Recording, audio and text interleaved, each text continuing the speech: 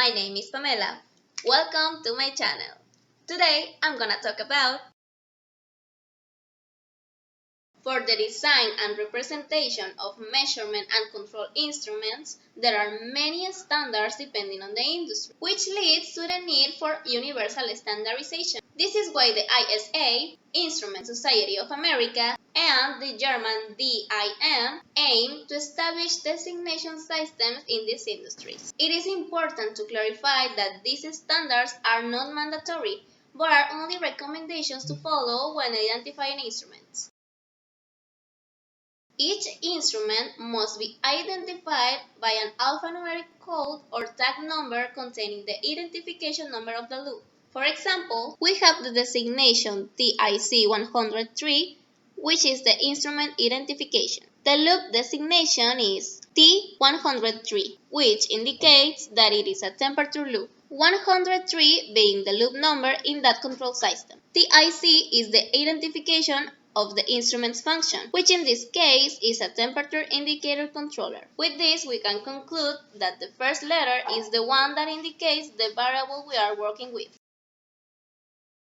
The number of functional letters for an instrument must not exceed 4. As we saw in the previous example, a temperature indicator controller, TIC, only has 3 letters. Within this subsection B, there are 2 other subsections. 1.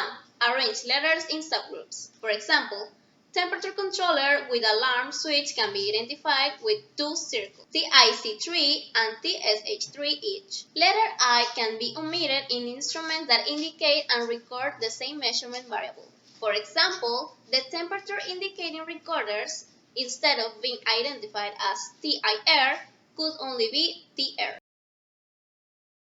The numbering of loops can be parallel or serial. With a parallel numbering, a numerical sequence is started for each new first letter. For example, TIC 100, FRC 100, LIC 100, and AI 100. Serial numbering uses a single sequence of numbers for a project or for a large sections of project regardless of the first letter of the loop identification. If a loop has more than one instrument with the same functional identification, it is preferable to add a suffix. For example, TIC 101, FRC 102, LIC 103, and AI 104.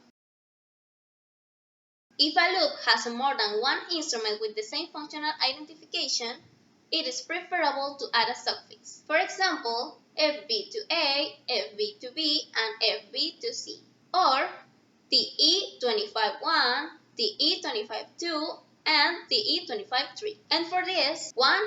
Capital letters must be used. 2. In instruments such as multi-point temperature recorders that print numbers to identify the points, the primary elements can be numbered TE25-1, TE25-2, and TE25-3. 3. Interior subdivisions of a loop can be designated by suffixes consisting of letters and numbers. Instruments that perform 2 or more functions can be designated by all of them.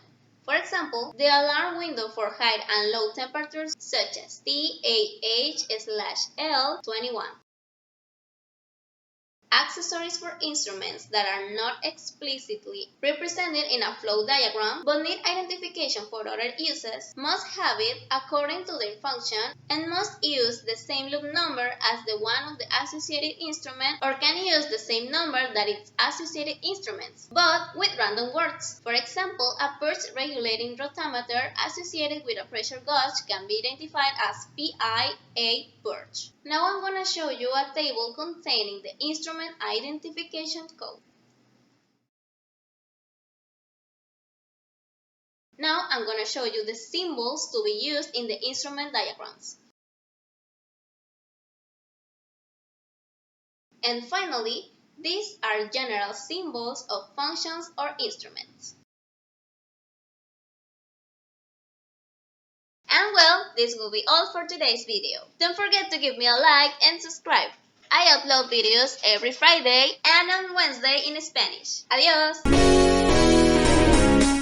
For example, the temperature indicator recorders